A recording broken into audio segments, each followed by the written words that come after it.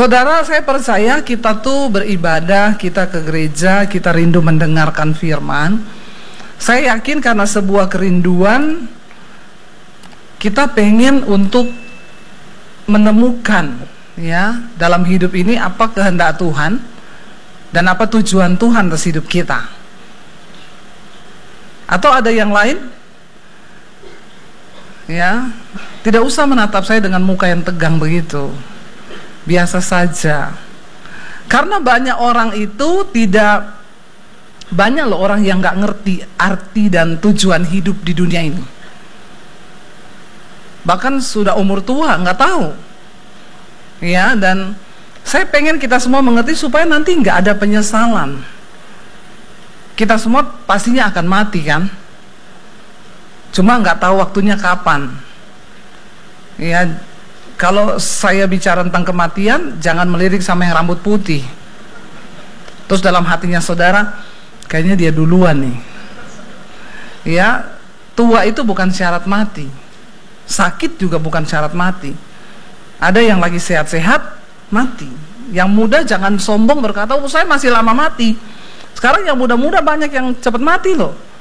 Ya, anak-anak muda sekarang 20, 21 udah kena diabetes, udah cuci darah. Ya, udah kena stroke. Sekarang ini bukan main-main ya, karena ya dunia semua ya berubah, saudara. Tapi kita perlu mengetahui apa arti dan tujuan hidup. Kalau orang sudah menemukan arti dan tujuan hidupnya, puji Tuhan loh, kita hidup nggak ada ketakutan. Ya, bahkan kapanpun Tuhan mau panggil mati ya berarti sudah selesai tugas saya. Kita hidup nggak ada tekanan, kita juga nggak perlu kepengen jadi orang lain, kita nggak perlu meniru orang lain karena kita menyadari bahwa tujuan dan arti hidupku itu aku temukan di dalam Tuhan. Ya, saya cuma mau kasih satu gambaran gini. Saya pernah pelayanan di Manado, waktu itu masih naik kapal, saya belum nikah saudara waktu itu. Naik kapal dari Jakarta ke Manado itu 4 hari di atas kapal. Ya, terkatung-katung itu, bayangkan lihat lautan luas lepas begitu. Lalu satu kali saya ada di dek kapal, ada seorang pemuda di situ, saudara. Saya tanya, mau kemana mas? Mau ke Manado. Lalu kami terlibat dalam sebuah pembicaraan karena saya tuh kalau setiap ketemu orang saya pengen kasih tahu tentang kasih Tuhan. Saya pengen kasih tahu kepada dia tentang keselamatan. Saya ketemu sopir Grab, saya ketemu siapa aja, pokoknya saya ada sebuah kerinduan gitu loh. Apa yang saya sudah alami dengan Tuhan tuh dia juga harus tahu gitu. Ya. Lalu ya saya berdoa, ada pertanyaan satu yang saya tanya sama dia waktu itu, saya bilang, "Mas, tujuan hidupmu tuh apa?" Dan dia kaget dan dia bilang sama saya, "Ya, jujur ya, saya baru kali ini ada orang yang tanya tentang tujuan hidup dan jujur juga, saya nggak pernah mikir tujuan hidup saya itu apa. Justru saya baru sadar waktu ya mbaknya tanya sama saya," dia bilang begitu. Nah, mungkin juga ada di antara kita yang hari ini nggak pernah berpikir tujuanku hidup ini apa ya. Ada nggak yang pernah bertanya gitu, Tuhan aku ini hidup untuk apa ya? Atau saudara hidup aja gitu. Saya bilang, jadi berarti masnya nggak ada tujuan selama ini. Ya saya aja baru denger ini. Ada orang nanya tentang tujuan hidup. Lalu saya bilang gini, Mas bayangkan ya kapal ini berlayar, kita di lautan lepas loh. Ini kita nggak lihat ada satupun daratan loh di sini, air semua. Coba bayangkan kalau kapal ini berlayar tanpa tujuan. Loh bener nggak? Dia akan terapung-apung di tengah laut, satu saat kehabisan bahan bakar, ketika ombak datang, ya bisa berakhir tenggelam kapal ini.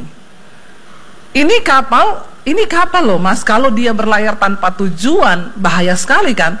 Apalagi hidup. Amin. Hidup.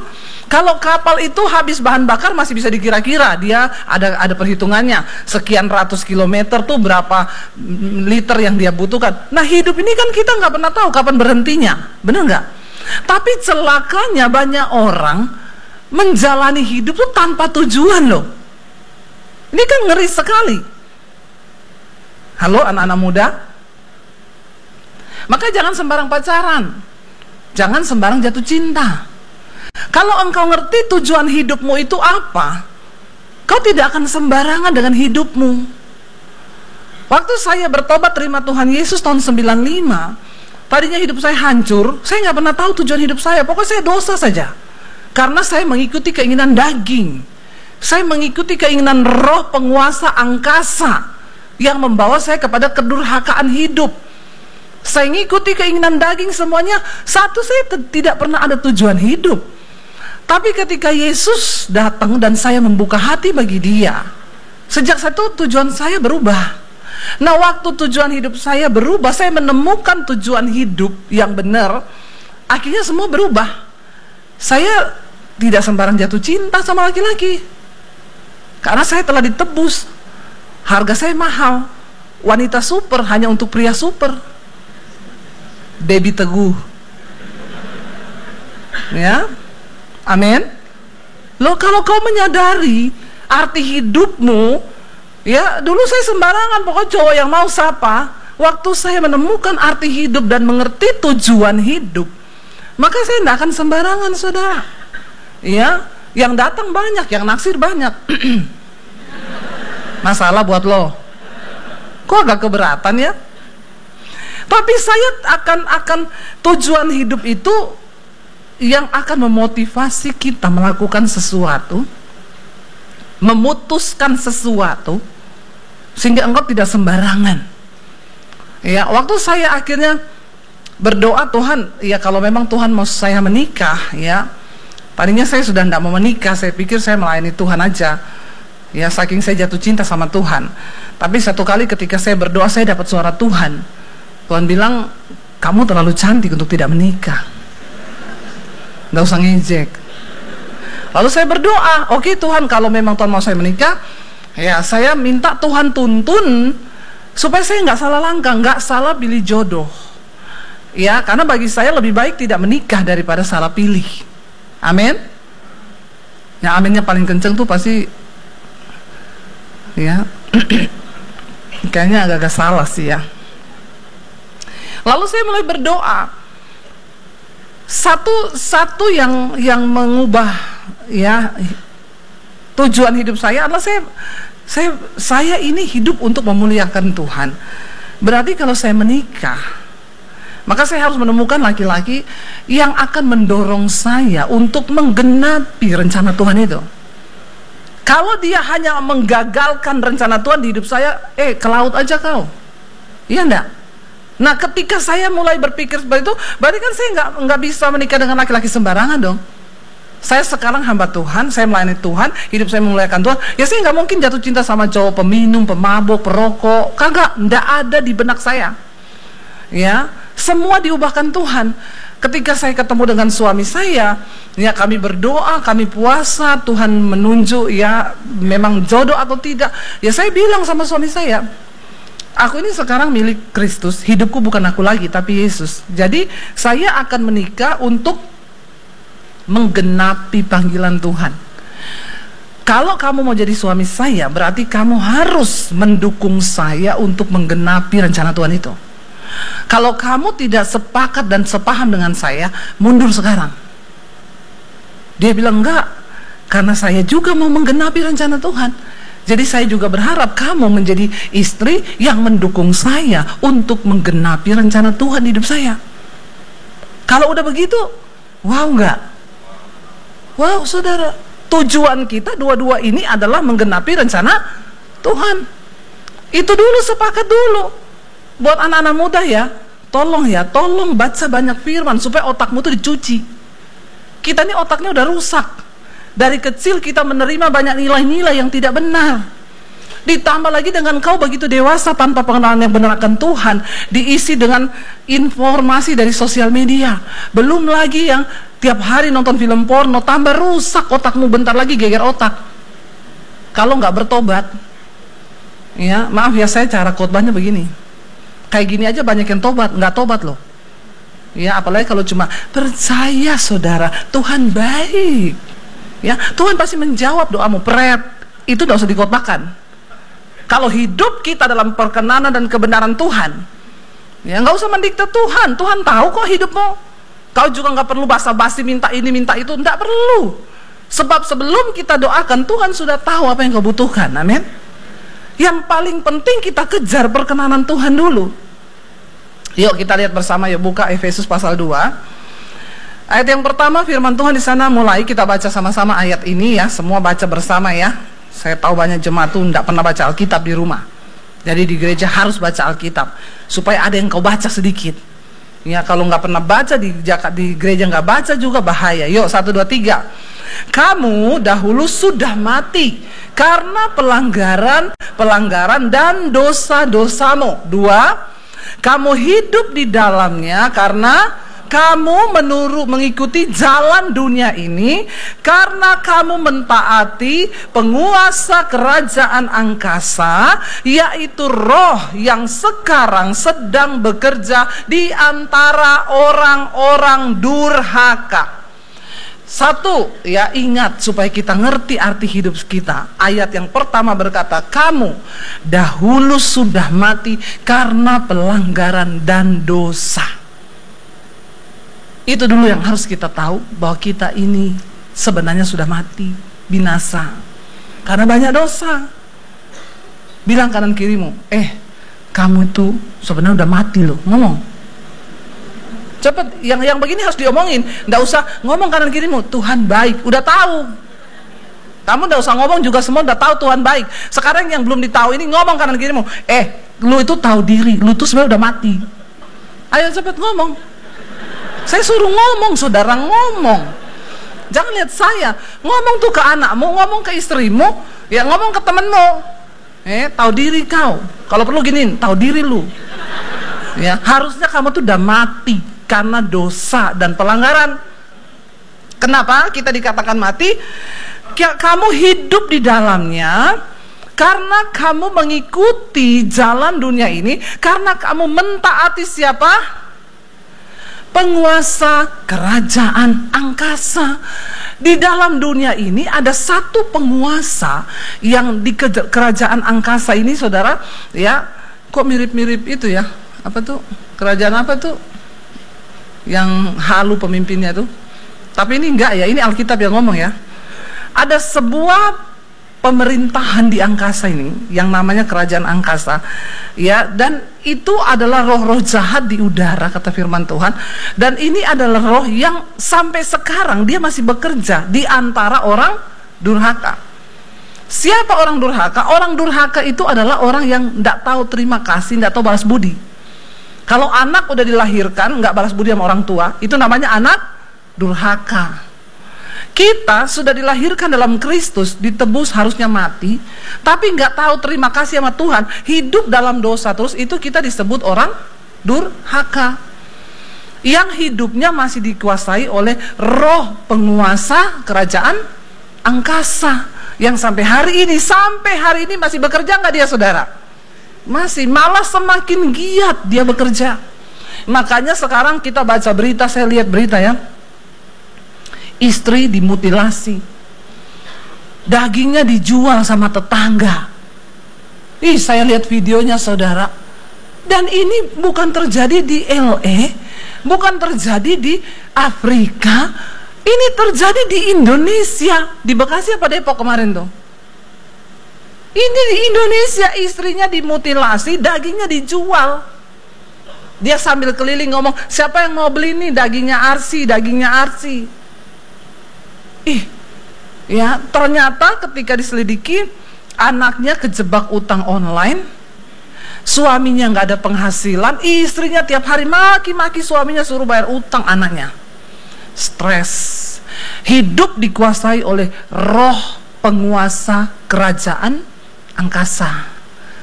Ujungnya kematian, pertikaian, perseteruan, sampai kepada pembunuhan. Hati-hati, saudara. Ya, ini cara kerja setan. Makanya bertobat, jangan kau serahkan hidupmu untuk terus hidup dalam dosa. Di Indonesia terjadi, seorang wanita ketemu cowok di apartemen, dibunuh, mayatnya dimasukin koper. Beritanya bukan dari Afrika, bukan dari Kenya, dari Indonesia, di Jakarta. Seorang istri ditikam, ya lagi tidur, ditikam di kepala, dibunuh oleh suaminya, bayinya masih 3 bulan. Ini berita bukan dari Afrika, bukan dari LA. Berita ini dari Manado di Indonesia. Ya, ada lagi arwah yang bicara, menuntut keadilan.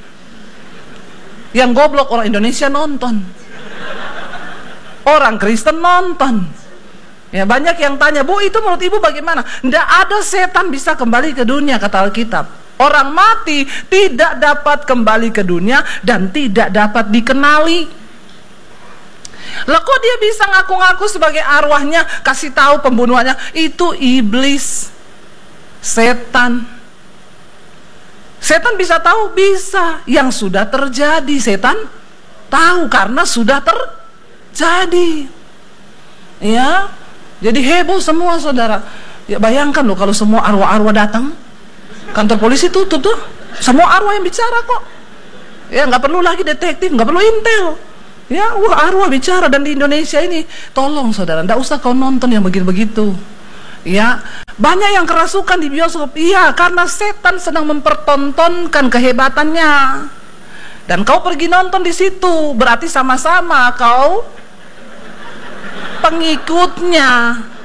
Roh yang sedang bekerja di antara orang-orang durhaka. Aduh saudara ya, please ya. Makanya ngerti kebenaran. Saya, Bu, tapi itu dia loh, dia bicara loh. Ya iya, itu setan. Kau ngerti dulu firman Tuhan. Makanya saya nggak pernah takut namanya orang mati. Saya nggak pernah takut karena Alkitab bilang orang mati nggak bisa balik ke dunia. Kalaupun dia balik, tidak dikenal, tidak bisa balik kata Alkitab, dan tidak bisa lagi dikenal. Lah tapi nenek saya datang nih, bentuknya nenek saya. Itu setan yang menyerupai. Setan dari mana? Yang tinggal di sini tadi. Ya, di dalam kerajaan angkasa. Makanya Alkitab bilang, peperangan kita bukan melawan darah dan daging, tapi melawan roh-roh jahat yang ada di udara. Itu setan. Yang kalau kau suami istri berantem, terus dia bilang gini, maki saja istrimu, memang istrimu tuh kurang ajar. Itu dia. Jangan kau buka hati bagi dia. Usir dalam nama Yesus setan. Roh penguasa kerajaan angkasa, aku tidak mau tunduk kepadamu. Aku mau tunduk sama Roh Kudus. Aku mengasihi istriku. Dia bilang, maki saja istrimu. Tidak, aku mau cium istriku. Amin bapak-bapak. Pret.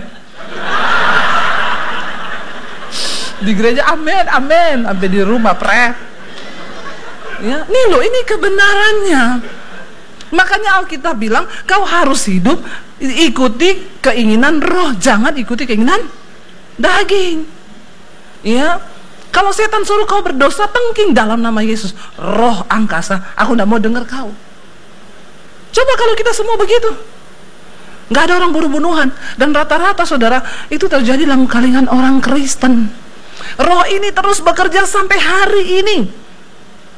Jangan kau pikir setelah kau di gereja dia tidak mengenai kau. Tidak jaminan saudara mau bolak-balik keluar gereja, mau pelayanan, mau nyanyi, mau singers, mau main musik. Ya, kalau kau tetap homo, tetap lesbi, tetap jadi pelakor, tetap jadi ani-ani, kau anak buahnya. Walaupun kau di gereja, dengar baik-baik ya, kau anak buahnya. Masih dikuasai roh penguasa kerajaan angkasa. Saya takut nanti jangan-jangan kau member di situ. Ada namamu tercatat. Ya, hati-hati loh, hati-hati nih gereja nih, kita harus membuka ya wawasan rohani, kita ngerti. Jadi Kristen tuh nggak sembarangan saudara. Ini juga jam tinggal 15 menit lagi, saya belum khotbah loh. Makanya kalau khotbah di NDC ini memang harus cepet-cepet ya. Jamnya habis terus. Padahal banyak jam di luar dijual di luar ya. Beli yang banyak nih. Saudara, jadi ini roh masih bekerja. Walaupun kau pelayanan, dia makin gencar malah. Semakin kau mau coba hidup kudus, dia kirim saudara jenderal-jenderalnya untuk ya memperdaya hidupmu. Tapi kalau kita kuat dalam Roh Kudus yang lebih besar kuasanya. Ayat 3, sebenarnya Rasul Paulus bilang gini, sebenarnya kami juga dulu terhitung di antara mereka. Saya juga dulu member di situ. Rasul Paulus juga member. Waktu dia bunuh-bunuh orang, kan Rasul Paulus ini dulu teroris. Ya, orang ikut Yesus dibunuh sama dia, saudara. Dia merasa, aku berbuat bakti kepada Tuhan karena aku bunuh orang Kristen. Ya, Nah, dia juga dulu member di situ, saya juga dulu member. Waktu saya hidup mengikuti keinginan daging. Tetapi dibilang di sana, ya kapan kita member di situ? Ketika kami hidup dalam hawa nafsu daging. Ya, ini tandanya kau masih member atau tidak. Tolong buka matamu lebar-lebar dan buka telinga. Tadi ditulis mata untuk melihat, telinga untuk mendengar. Coba ya, ndak usah cari-cari kartu membernya, ndak usah. Karena kau bisa tahu dari hidupmu saja kita member atau tidak. Ya, kapan kita dianggap member di situ? Ketika kami hidup dalam hawa nafsu daging dan menuruti kehendak daging dan pikiran kami yang jahat. Pada dasarnya kami adalah orang-orang yang harus dimurkai sama seperti mereka yang lain. Jadi kalau kita hidup mengikuti daging, hawa nafsu jahat kita, Galatia 5 bilang, apa itu keinginan daging? Kecemaran, amarah, kebencian, dendam, percabulan, persinahan, ya, perpecahan, iri hati, dengki, dan rupa-rupa kejahatan. Maka kau member masih di situ. Ya, makanya jangan sia-siakan kasih karunia Tuhan. Ayat 4 berkata, baca 1, 2, 3, tetapi Allah yang kaya dengan rahmat, oleh karena kasih-Nya yang besar yang dilimpahkannya kepada kita, telah menghidupkan kita bersama-sama dengan Kristus, sekalipun kita telah mati oleh kesalahan-kesalahan kita, oleh kasih karunia kamu diselamatkan. Ayat 6, dan di dalam Kristus Yesus Ia telah membangkitkan kita juga dan memberikan tempat bersama-sama dengan Dia di surga. Kita bukan cuma diterima, hidup kita dibangkitkan. Ya, dulu kita member di sana melakukan dosa, setelah kita terima Yesus, kita menyerahkan hidup kita sebagai senjata-senjata kebenaran, bukan senjata kelaliman. Lalu kita diberikan tempat bersama-sama dengan Dia di surga. Yesus itu luar biasa, ketika Dia mau naik ke surga, murid-muridnya sedih. Dia bilang, kamu jangan sedih. Aku pergi kepada Bapa untuk menyediakan tempat bagimu, supaya di mana aku berada, di situ kamu berada. So sweet Tuhan kita, amin. Dia pengen sama-sama terus sama kita. Ya, ada yang bilang sama saya, Bu, nggak kayak suamiku. Ya, nggak pengen sama-sama sama saya tuh. Ya, saya ditinggal terus malah selingkuh. Ada bapak-bapak yang tanya sama saya, istrinya kan meninggal. Berapa bulan dia tanya, Bu Debbie, saya mau tanya Bu, besok saya itu kalau meninggal, saya masih kenal nggak sama istri saya? Saya bilang, ya nggak tahu, saya masih ada cinta nggak sama istri saya Bu di sorga? Istri saya juga masih cinta nggak sama saya sebagai suami?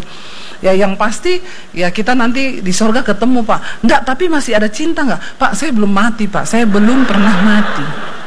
Bapak tuh nggak usah aneh-aneh. Ya tanya sama saya yang sudah saya alami saja. Yang belum saya alami Bapak tidak usah tanya sama saya.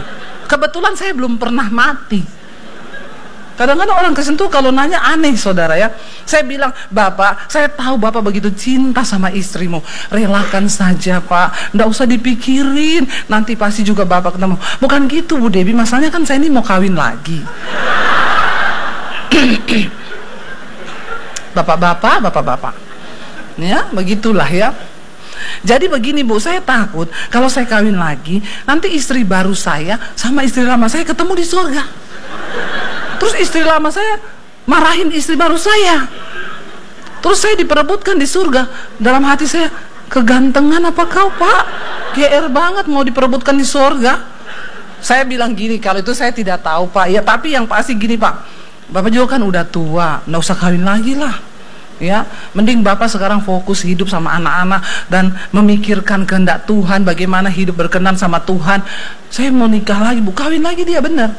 Baru berapa bulan nikah, dia dipanggil sama istrinya, mati Bapak ini saudara. Bener, ini cerita sungguhan, makanya bapak-bapak jangan coba-coba. Kalau istrimu cinta sekali sama kau, dia panggil juga, dia bilang sama Tuhan, Tuhan aku cinta sekali sama istriku, saya tidak mau, saya tidak rela dia kawin lagi. Tuhan panggil dong, panggil. Ya, Tuhan bilang baiklah kalau gitu dipanggil saudara. Ya, maka hati-hati ya saudara ya, bapak-bapak apalagi ya. Ya, jadi istrinya tuh waktu dia dikuburin nangis saudara. Saya dengar teman saya bilang nangis, kita belum sempat berantem loh, masih bulan madu, kenapa kamu udah mati? Ya itu dia. Lalu saudara, ya itu manusia, ya suami kadang-kadang ya nggak bisa bersama-sama dengan kita. Tapi Tuhan, Dia mau bersama-sama dengan kita. Makanya kita jangan lagi mau jadi member di kerajaan angkasa tadi. Lalu dikatakan begini saudara, kenapa Yesus pergi? Dia ampuni kita, Dia mati bagi kita, Dia bangkit bagi kita, Dia naik ke surga bagi kita. Ya, Dia memberikan tempat bagi kita di surga. Supaya apa? Ayat 7 berkata, supaya pada masa yang akan datang Ia menunjukkan kepada kita kekayaan kasih karunia-Nya yang berlimpah-limpah sesuai dengan kebaikannya terhadap kita di dalam Kristus. Ayat 8, sebab karena kasih karunia kamu diselamatkan oleh iman. Itu bukan hasil usahamu, tetapi pemberian Allah. Itu bukan hasil pekerjaanmu. Jangan ada orang yang memegahkan diri. Banyak yang salah artikan ayat ini. Jangan main comot ayat, baca satu perikop. Banyak yang orang hyper grace ya, yang bilang kita ini sudah diampuni dosa kita sekarang. Bahkan pengampunan itu tersedia sampai dosa kita yang akan datang. Jadi yang homo biar tetap homo, kita masuk surga. Ya, tetap aja homo terus. Ya, yang pelakor, yang ani-ani tetap ani-ani. Ada kasih karunia. Pret lu. Itu namanya kau durhaka, nggak tahu diri. Udah diselamatkan, tapi nggak tahu diri membalas cinta Tuhan itu kayak apa. Ya, jangan main-main saudara. Ya, jangan tersesat hari-hari ini. Banyak pengajaran yang bikin hidup kita ini santai. Ya, apalagi pemahaman ndak ada surga, ndak ada neraka. Oh, enak banget itu. Ya, enak sekali itu hidup begitu, nggak ada neraka. Jadi sudahlah, ya hidup ini nikmati aja. Ya, jadi dikatakan di sana kita ini ada tujuan Tuhan diselamatkan untuk apa? Ayat 10 baca bersama-sama ini loh, tujuan kita. Baca bersama ayat 10, 1, 2, 3. Karena kita ini apa? Buatan Allah, diciptakan dalam Kristus Yesus untuk melakukan pekerjaan baik yang dipersiapkan Allah sebelumnya. Ia mau supaya kita hidup di dalamnya. Semua manusia di dalam dunia ini adalah buatan Allah, bahkan semua makhluk hidup. Tapi yang diciptakan dalam Kristus Yesus, tidak semua. Hanya mereka yang menerima Dia, yang sungguh-sungguh hidup mengasihi Dia. Mereka itu yang diciptakan di dalam Kristus Yesus. Lalu tujuan kita hidup apa? Di sana dikatakan untuk melakukan apa? Pekerjaan baik yang dipersiapkan Allah sebelumnya. Dia mau supaya kita hidup di dalamnya. Saudara, tujuan hidup itu, dengar anak muda, bukan jadi dokter, bukan jadi insinyur, bukan jadi presiden. Itu bukan tujuan. Itu proses pencapaian yang akan Tuhan kerjakan sesuai panggilan kita. Tapi tujuan hidup kita ini apa? Melakukan perbuatan baik. Artinya hidup ini harus berdampak. Amin.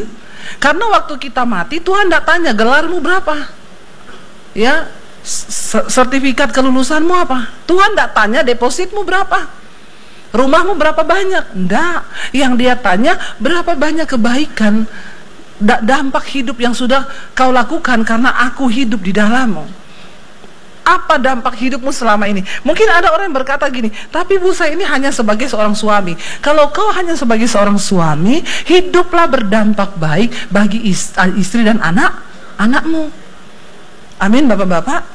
Kalau kau sebagai istri, berdampaklah baik buat suami dan anak-anakmu, bagi orang di sekelilingmu. Maka saya cerita, saya diundang khotbah KKR. Temanya ibu-ibu ini, wanita yang menjadi berkat sampai ke bangsa-bangsa. Aduh, ini kok berat sekali temanya ya.